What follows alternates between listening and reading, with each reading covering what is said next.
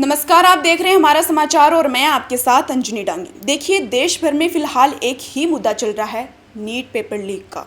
जगह जगह देश भर में प्रोटेस्ट हो रहे हैं। अलग अलग पार्टी जो है प्रोटेस्ट कर रही हैं, चाहे वो आम आदमी पार्टी हो, सीजेपी हो, आरएलपी हो या कांग्रेस हो। आपने देखा कि जंतर मंतर पर भी 20 जुलाई को बड़ा प्रदर्शन किया गया था। छात्रों के साथ किस तरह का व्यवहार किया गया था, बर्बरता की गई थी, महिलाओं के कपड़े फाड़े गए थे, महिलाओं के साथ किस तरह का दुर्व्यवहार किया गया था। आपने ये सब तो देख ही लिया और इस वक्त सबसे बड़ा मुद्दा यही चल रहा है। आज हम इसी मुद्दे पे बातचीत करने वाले हैं। मेरे साथ कांग्रेस नेता सुरेश यादव जी मौजूद हैं। सर, मैं पहले तो आपका स्वागत करूंगी और स्वागत के साथ ही मेरा पहला प्रश्न यही है कि जो लगातार बार बार नीट की पेपर लीक की वारदात सामने आ रही हैं, आपके अनुसार क्या सबसे बड़ी वजह है इसकी? नहीं, वजह तो देखो, ये पेपर लीक हो रहा है और 2 बार पेपर लीक हो चुका है। 23 लाख बच्चों का भविष्य ये गलत में लोगों ने डाल दिया और ये अभी भी मतलब किस तरीके से हठधर्मी कर रखी है।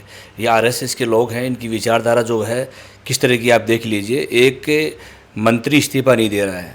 भाई, आज जो देश के युवा हैं, 23 लाख युवा हैं, उनकी ज़्यादा कोई बड़ी मांग नहीं है। बेचारे वापस पेपर दे रहे हैं। दोबारा वाला पेपर भी लोग कह रहे हैं कि लीक हुआ है, लेकिन धर्मेंद्र प्रधान अब तक इस्तीफा नहीं दे रहे। आप ये सोचिए कैसी सुचिता इस राजनीति में आ गई है। पहले लोग, हमारी राजनीति पहले ऐसी रही है कि जब भी किसी भी मंत्री के, किसी भी डिपार्टमेंट के मंत्री के एलिगेशन लगा है तो उसने नेतृत्व के आधार पर इस्तीफा दिया है। ये पहली बार ऐसा हो रहा है कि पूरे देश के युवा सड़कों पे हैं, संसद पे जाने की कोशिश कर रहे हैं, अपनी बात मनाने की कोशिश कर रहे हैं और मुद्दा क्या है? सिर्फ एक इस्तीफा। लेकिन आज देख रहे हैं कि दिल्ली में क्या हो रहा है, कितने बुरे हाल हैं दिल्ली में, किस प्रकार से बच्चों को मारा जा रहा है। जो देश का भविष्य हम कहते हैं, मन की बात करने वाले ये लोग आज जब देख रहे हैं किस तरीके से कुठाराघात ये कर रहे हैं, मार पिटाई कर रहे हैं। जैसे आप बता रहे थे कैसी बर्बरता दिल्ली में की गई, पूरे देश में माहौल ऐसा बनाया गया है। और मैं तो ये कहूँगा कि इस तरह के अगर ये लोग करते हैं तो ये डेमोक्रेसी के लिए, लोकतंत्र की बड़ी शर्मसार की बात करने वाली है। आपको 20 जुलाई तो याद ही होगी, उस दिन का वो प्रोटेस्ट याद होगा। छात्रों के साथ किस तरह आंसू गैस के गोले छोड़े गए, बुजुर्ग महिलाओं के साथ लाठीचार्ज किया गया, छोटी छोटी बच्चियों के कपड़े फाड़े गए। इस पे क्या कुछ कहेंगे आप? अब देखिए, ये तो बड़ी लोकतंत्र की बहुत बड़ी पराकाष्ठा है। अरे, सोचते उन वीडियो को देखते हुए हमें बड़ा शर्म आती है कि हम उस देश में रहते हैं जिस देश में गंगा जमनी तहजीब रही है। आप सोचो, जैसे आप बता रहे हैं कि वहाँ के हालात, छोटे छोटे बच्चियों को मारा जा रहा है, किस प्रकार से बर्बरता के जरिए पुलिस के गुंडे, जो पुलिस के नाम पे, डिफेंस के नाम पे जो गुंडे पाले गए, बहुत से लोग ऐसे पकड़े गए हैं जो बर्बरता कर रहे हैं, कपड़े फाड़ रहे हैं, डंडे मार रहे हैं।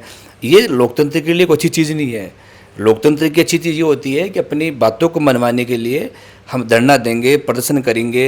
संवैधानिक संस्थाएँ हैं, क्योंकि लोकसभा चल रही है, तो हमारी बात नहीं मानी जा रही है तो एक स्वाभाविक बात है कि हम संसद पे जाएंगे, अपनी बात मानने की कोशिश करेंगे। और सामने वाले जो भी सरकार है, उनका फ़र्ज़ ये बनता है कि आप आएँ और जो भी हमारी मांगे हैं, जायज़ मांग जो है उनको मानने की कोशिश करें। लेकिन ऐसा नहीं किया गया। जी। अच्छा, ये भी कहा जा रहा है कि जो प्रदर्शनकारी थे वो प्रदर्शनकारी नहीं थे प्रोटेस्ट के अंदर, वो बाहर से पैसों से बुलाए गए लोग थे और उन्होंने पत्थरबाजी की, इसलिए उन पर लाठीचार्ज किया गया। इसमें कितनी सच्चाई है? अब देखिए, ये वो लोग दिखा रहे हैं, कुछ तो गोदी मीडिया है जो आज ये जो व्यापारीकरण जो मीडिया का हो चुका है, कुछ तो उनकी शरण में बैठे हुए लोग हैं जो इस तरह की न्यूज़ दिखा रहे हैं।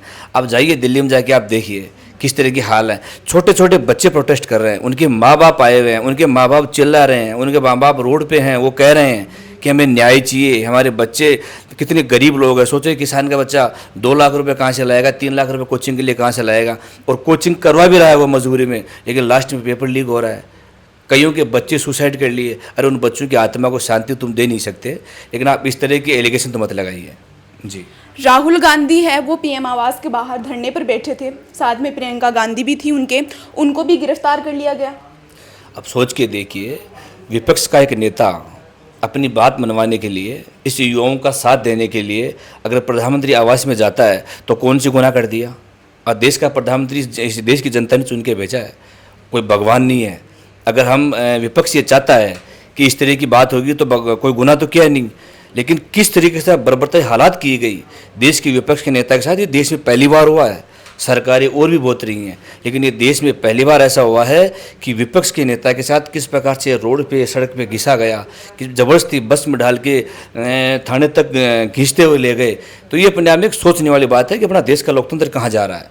जी, जयपुर में भी प्रदर्शन हुआ था नीट पेपर लीक को लेकर। अशोक गहलोत जी ने, डोटासरा जी ने भी गिरफ्तारी दी थी। आए दिन पेपर लीक हो रहे हैं, क्या कुछ कहेंगे इस पे आप?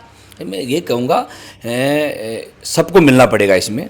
और पेपर जो लीक हो रहा है, देखो एक ज्वलंत समस्या है ये हर एक पार्टी की समस्या है कि देखो अगर युवाओं का भविष्य बचाना है तो सबको मिलना होगा। और मैं धन्यवाद देना चाहूँगा हमारे सरकार के पूर्व मुख्यमंत्री हैं गहलोत जी, जिन्होंने कानून लेके आए, जिन्होंने सज़ा का प्रावधान किया, जिन्होंने आर्थिक दंड का प्रावधान किया।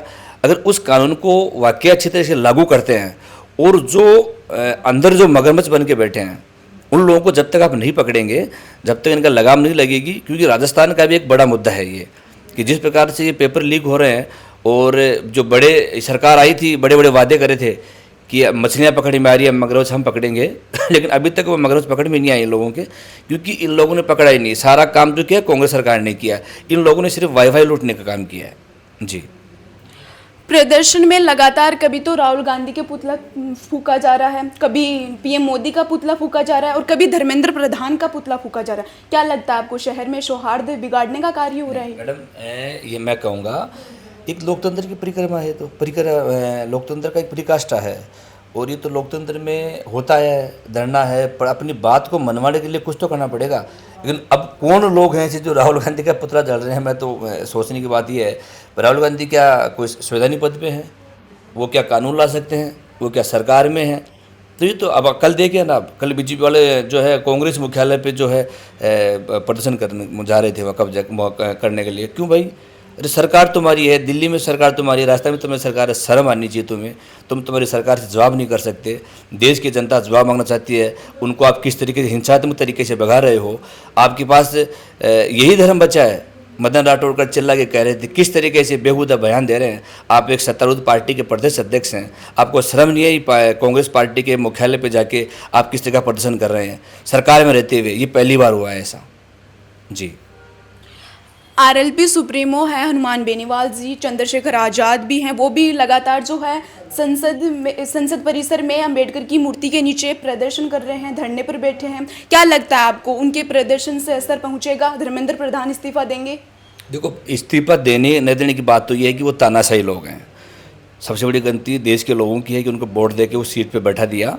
वो तानाशाह लोग हैं, उनके कोई फ़र्क नहीं पड़ रहा। जब 30-25 लोगों ने आत्महत्या कर ली, बच्चों ने, उनके माँ बाप रात दिन रोड पे पड़े हैं, उनके माँ बाप को किस प्रकार से बर्बरतापूर्वक मतलब मारा जा रहा है, सरकार के जूत तक नहीं रेंग रही। मैं तो अच्छी बात मानता हूँ कि हमारे ही जो है इंडिया गठबंधन के सांसद हनुमान बेनीवाल जी जो बहुत संघर्षशील हैं, जिन्होंने हमेशा न्याय की बात करी है। हमेशा जहाँ भी अन्याय होता है न्याय के लिए बेनीवाल जी जाते हैं। और आज भी अगर बच्चों का भविष्य इस तरीके से गर्भ में है और वो लोग अगर संसद भवन में परिसर में अगर धरना दे के बैठे हैं तो ये काबिल तारीफ है। और मैं समझता हूँ उनके डट के इनको मुकाबला करना पड़ेगा।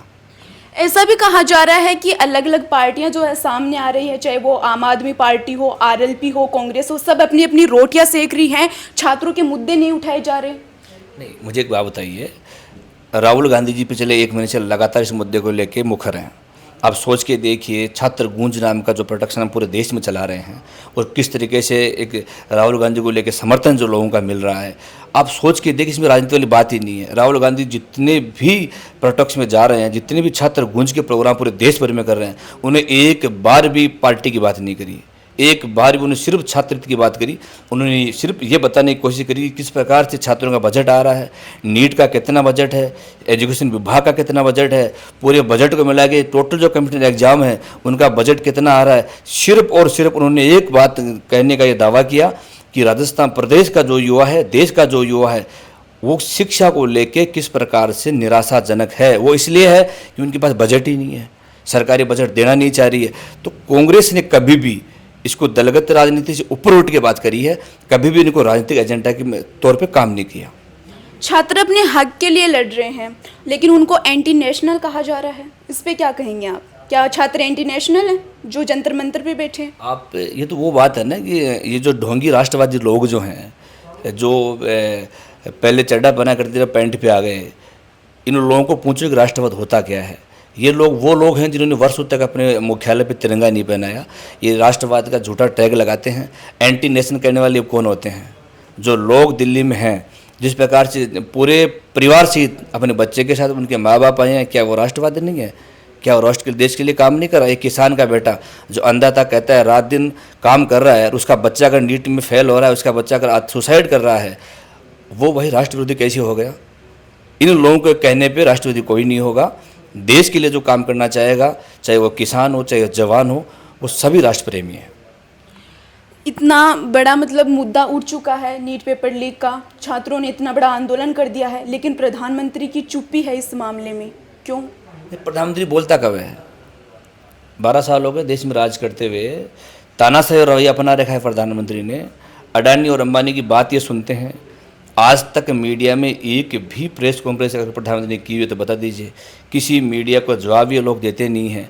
ये लोकतंत्र की पराकाष्ठा है। आज ये लोकतंत्र कहीं न कहीं, हम पहले ये कहते थे कि इस दुनिया का, इस वर्ल्ड का सबसे खूबसूरत लोकतंत्र है तो भारत का है। लेकिन आज ये देखिए, जब से महामहिम प्रधानमंत्री जी आए हैं, वो मन की बात बहुत करते हैं, लेकिन लोगों के मन की बात वो सुनते नहीं हैं।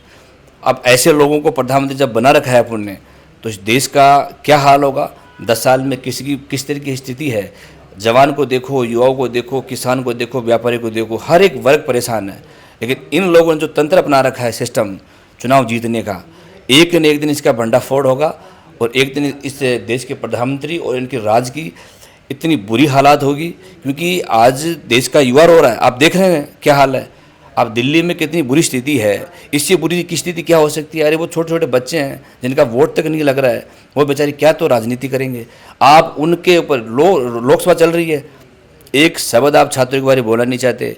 धर्मेंद्र प्रधान जो है, अरे भाई मंत्री तो हटा दीजिए, क्या फर्क पड़ रहा है उसका? लेकिन बिल्कुल नहीं हटा रहे, क्योंकि वो भी कहीं ना कहीं दबाव में है। धर्मेंद्र क्या दबाव हो सकता है? स्वाभाविक बात है, वो दबाव में तो है ही। ये लोग ब्लैकमेल का खेल तो करते ही है ना। इनका काम सिर्फ ब्लैकमेल का ही है और कुछ नहीं है। बोलो ना, देश का प्रधानमंत्री अगर कुछ बोले या अमित शाह कुछ बोले, एक बीजेपी के नेता की, चाहे कितना भी सीनियर लीडर हो, किसी की औकात है कि उनके सामने बोल जाएं? तो ये लोग ब्लैकमेल करके एज ए कॉर्पोरेट कंपनी की तरह ये काम करते हैं। इनको राज करने की बस की बात नहीं है जी। आप देख सकते हैं कि सभी जो है चारों तरफ से छात्रों का समर्थन कर रहे हैं, तो क्या लगता है आपको कि धर्मेंद्र प्रधान इस्तीफा देंगे?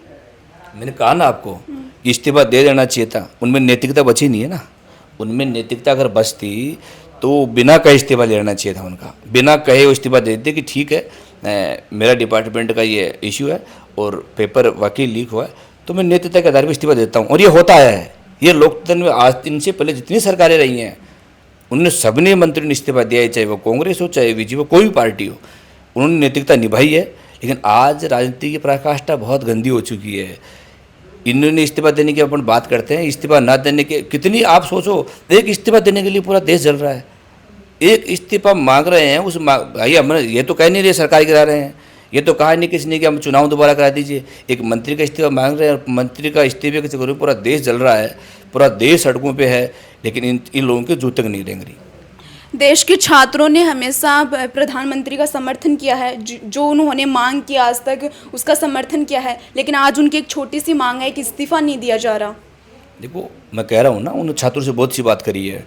जब भी एग्ज़ाम आते हैं ये मन की बात लेके आते हैं, लेकिन उन्होंने छात्रों के मन की बात कभी नहीं सुनी। इनकी सबसे बड़ी विडंबना यही तो है कि ये अपनी बात थोपने विश्वास करते हैं। सामने वाला, डेमोक्रेसी का मतलब क्या होता है? डेमोक्रेसी की डेफिनेशन यही होती है कि जनता का जनता द्वारा चुना हुआ।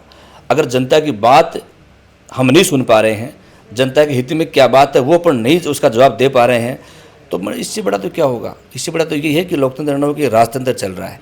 और वो तो मन की बात करते हैं, मन की बात सुनते नहीं हैं। चलो शुक्रिया। तो ये थे मेरे साथ में कांग्रेस नेता सुरेश यादव जी, जिन्होंने लगभग यही सवाल उठ रहे हैं सभी के मन में कि छात्रों के साथ किस तरह की बर्बरता की गई, किस तरह का व्यवहार किया गया। महिला आरक्षण की बात करते हैं, महिलाओं के साथ किस तरीके का व्यवहार किया गया, उनके कपड़े फाड़े गए, लाठी चार्ज किया गया। तो इस तरीके के सवाल आज के दिन सभी के मन में उठ रहे थे। मैंने इनसे वो सवाल किए, उन्होंने जवाब भी दिए हैं। और ये लगातार जो है प्रदर्शन बढ़ता जा रहा है। आप देख सकते हैं कि हर जो पार्टी है समर्थन में सामने आ रही है। अब देखना ये होगा कि प्रधानमंत्री जी धर्मेंद्र प्रधान का इस्तीफा दिवाते हैं या फिर ये प्रदर्शन ऐसे ही लगातार जारी रहेगा। आगे भी तमाम छोटी बड़ी अपडेट्स के लिए बने रहिए हमारे समाचार के साथ। नमस्कार।